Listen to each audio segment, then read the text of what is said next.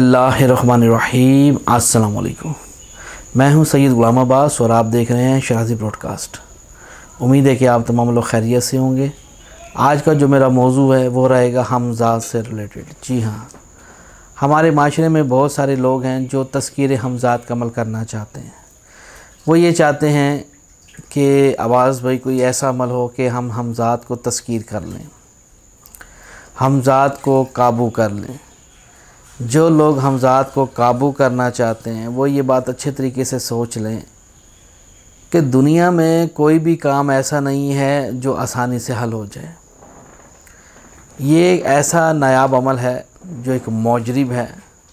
इसको करने के लिए कुछ ज़्यादा मेहनत भी दरकार नहीं है। जी हाँ, अब इसके लिए आपने इस अमल को गौर से सुनना है कि इसको आपने करना कैसे है। ये अमल सिर्फ़ और सिर्फ मर्द हज़रात के लिए है।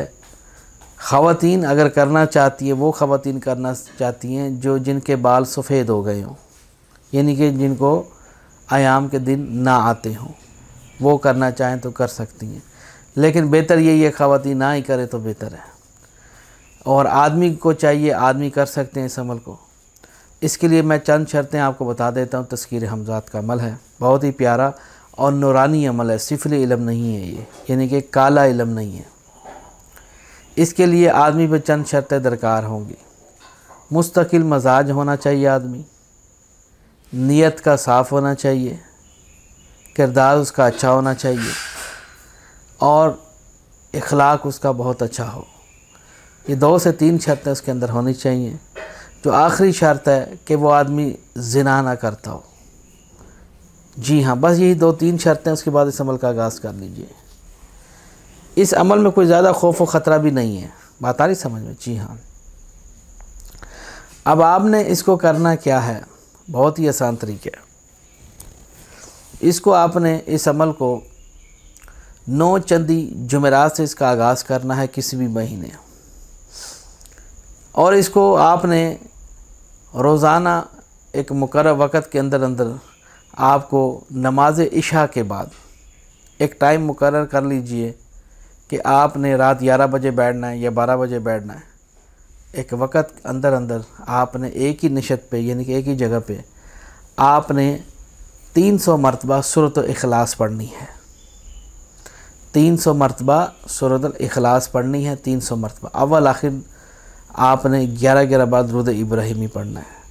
एक बात मैं आपको बताऊंगा हर वीडियो में बार बार, और ये ज़रूरी है कि आप कोई भी सूरत पढ़ते हैं, पहले किसी अच्छे होनहार जिसकी अरबी मज़बूत हो, ऐसे इंसान को ज़रूर ज़बानी सुनाएं ताकि कोई गलती की गुंजाइश ना रहे।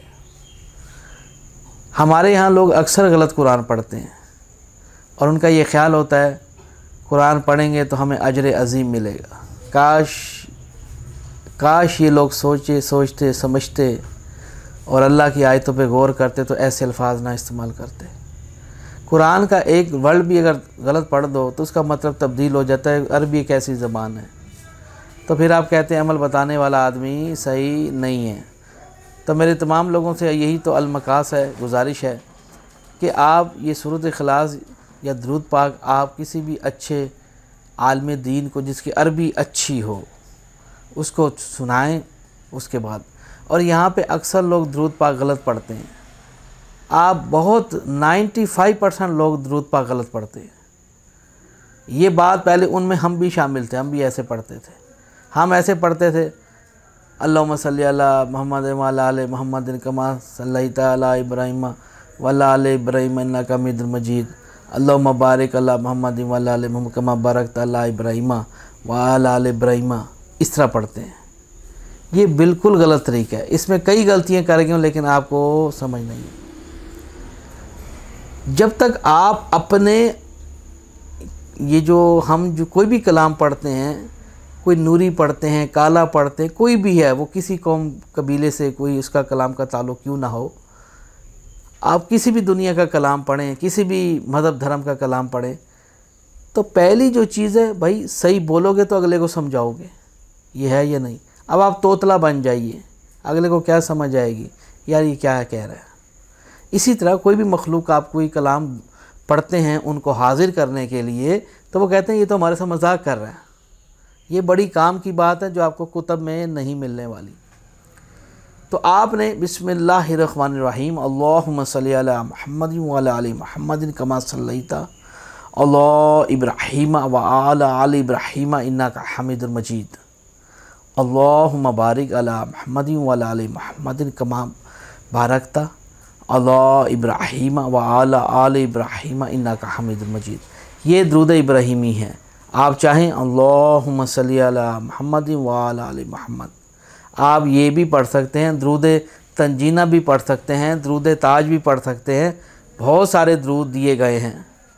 तो लेकिन आप कोई भी पढ़ें, लेकिन मेरा सिर्फ कहने का मतलब है कि अल्फाज की दुरुस्तगी का होना बहुत ज़रूरी है। अमल थोड़ा आगे बढ़ते हैं। आपने नमाज इशा के बाद 300 मरतबा सूरतुल इखलास और अव्वल आखिर 11 बार दुरूद इब्राहीमी पढ़ना होगा। आपने 40 दिन तक बाद जमात पढ़नी है नमाज, लेकिन बाद जमात उसके पीछे पढ़नी है जिसने कभी किसी इमाम ने ज़िना ना किया हो।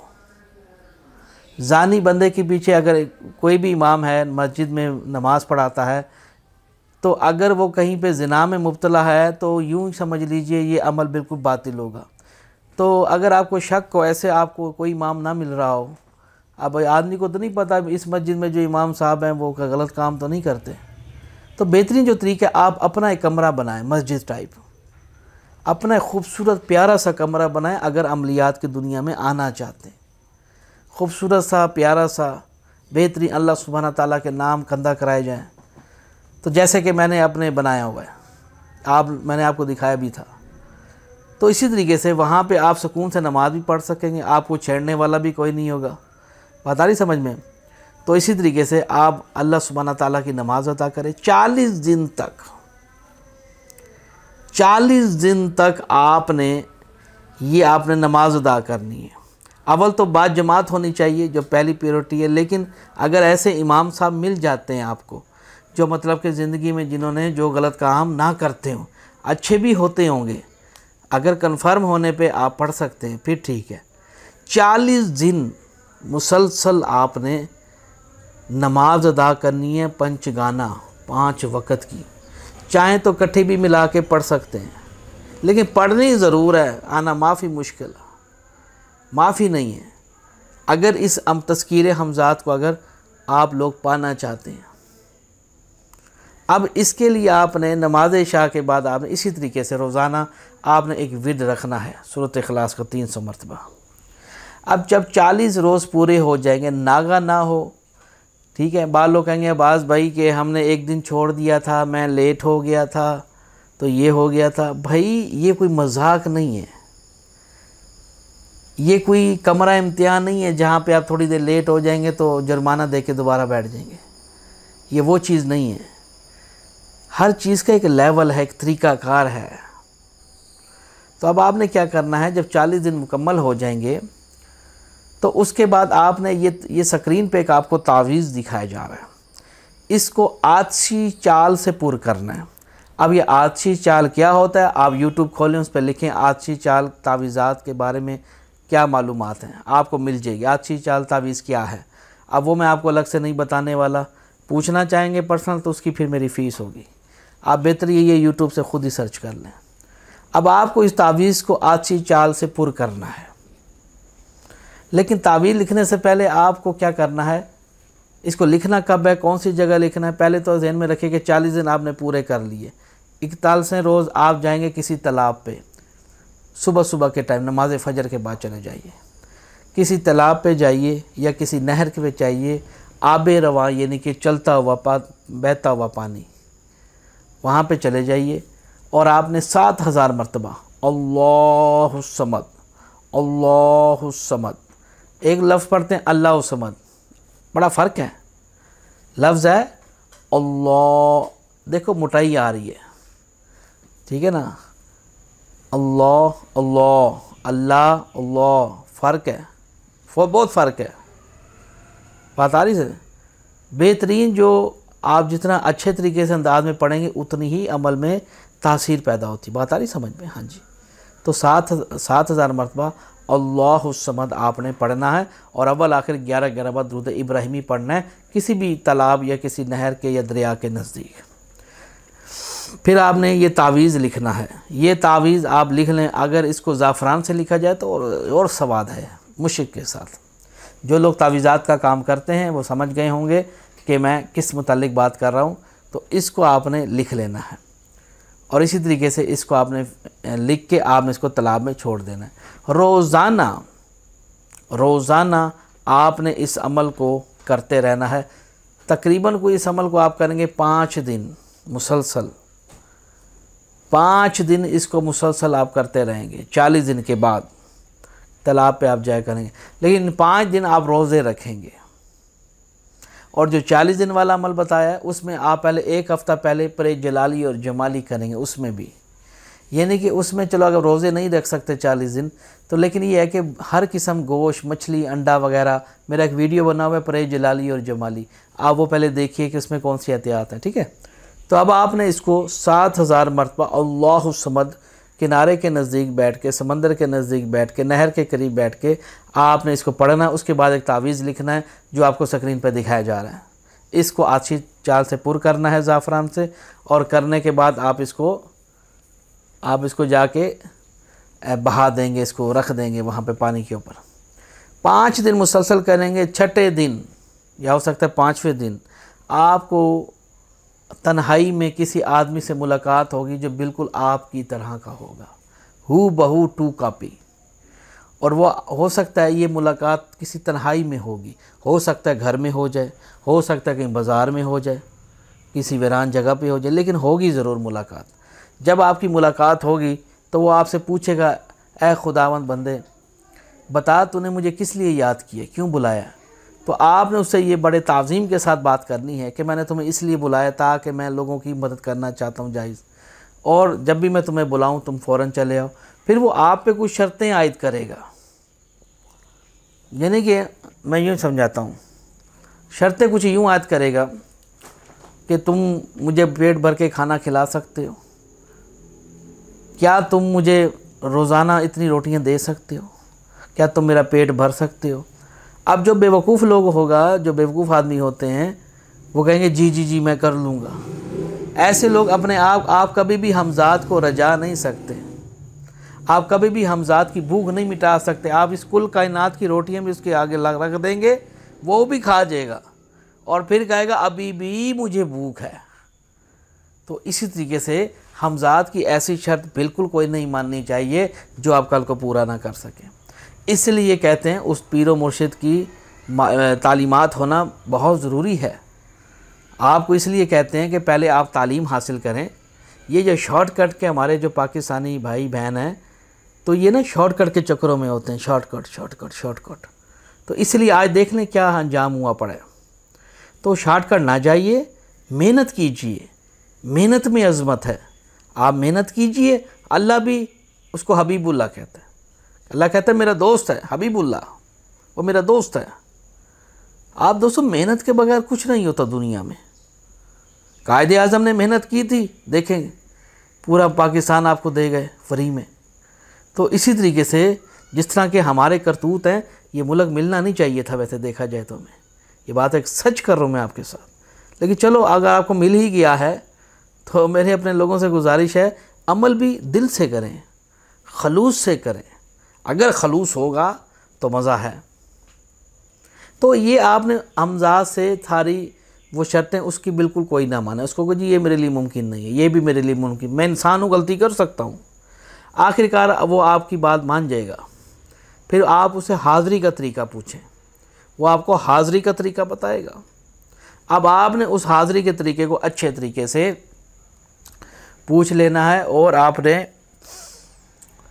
कोई उससे ऐसा मुतालबा नहीं करना जो शरीयत के ख़िलाफ़ हो, यानी कि किसी को नुकसान पहुंचा देना, किसी को तकलीफ़ दे देना। हमज़ाद उस टाइम कर तो देगा, लेकिन एक वक्त आएगा वो आपकी हो सकता है गला दबा सकता है या आपको रूहानी तरीके से नुकसान पहुंचा सकता है, आपकी गर्दन भी मरोड़ सकता है। तो क्योंकि हमज़ाद भी ये चीज़ जानता है कि अगर उससे आप गलत काम लोगे, वो जान लेगा यार ये बंदा मुझसे गलत काम ले रहा है। हाँ, अच्छा काम लोगे उसको पैसे दे के भेजिए कोई चीज़ मंगवाने के लिए, आपकी चीज़ ले आएगा बाकायदा वो। ये अब बाल लोग कहते हैं जी आपके पास है, आप दिखाइए क्या होता है क्या। पता क्या, जो हमारे यहाँ माशरे में ना लोग ना कहते हैं बस हम तमाशगीर लोग होते हैं, हमें दिखाओ। पहली शर्त ही आप कोई भी, जब कोई आदमी जो उन्होंने किए हैं अमल, शर्त इसमें पहले यही होती है कि वो उसको हमराज रखेगा। जिस दिन आप ये अमल किसी पे बताओगे या जाहिर करोगे, किसी भी, चाहे आपकी बीवी है, बच्चा है, बहन है, भाई है, कोई है बहुत ख़ास है आपके लिए, जिस दिन आप उसको बताओगे कि यार मेरे पास फ़लाँ चीज़ है, उस टाइम हमजाद चला जाएगा, कभी वापस नहीं आएगा। अल्लाह ताला ने हर चीज़ एक राज में बनाई है। अब रिजालिल गायब एक राज है। लोहे कुरानी का क्या राज है? सच्चे हो तो लाओ दिखाओ। लोहे कुरानी के पास इल्म ही नहीं है कि कुल कायनात में लोगों ने, आलिम फाजिल लोगों ने अपनी तरफ से अपनी तशरीहें बयान करके रख दी हैं। लोहे कुरानी और रूह का इल्म भी किसी के पास नहीं सिवाय अल्लाह के। हर चीज़ का एक तरीक़ाकार है, हर चीज़ हम राज होती है। राज में रखोगे तो उसमें असर होगा, वो आपकी चीज़ साथ होगी।